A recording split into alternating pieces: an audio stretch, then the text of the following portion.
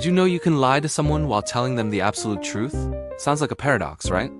But it's a real psychological technique, and I'm going to show you 2 ways it's done. By the end of this video, you'll be able to spot it, and maybe even understand how to use it, but be warned, it's a powerful tool. The first method is called paltering. This is when you use truthful statements to convey a misleading impression. It's not about what you say, but what you don't say. Imagine your friend asks if you went to the party last night. You say, "I had to work late and then went straight home to sleep." Now, that might be true.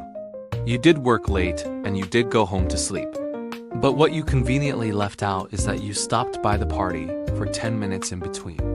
You told the truth, but you deliberately created a false picture. The psychology here relies on the listener's assumption that you're giving them the whole story, when you're actually just giving them the convenient parts. The second method is called equivocation. This is the art of using ambiguous or vague language to mislead someone without technically lying. Let's say your boss asks if you've finished the report. You reply, "I've spent the entire day working on it. This is true." You have been working on it all day. But the statement cleverly avoids answering the direct question. Is it finished? You're using a true statement to dodge the real issue. The listener hears, "I've been working hard on it," and might assume it's done or nearly done, which is exactly the impression you want to give. So, why do people do this? Paltering and equivocation are psychologically easier than telling a direct lie. We can maintain our self-image as honest people because technically we haven't said anything false. This reduces the cognitive dissonance and guilt associated with outright deception. But here's the crucial warning.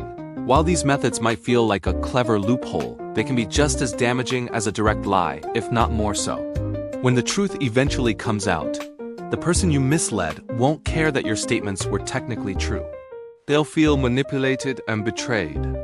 The trust that's broken might be even harder to rebuild because the deception was so subtle and calculated.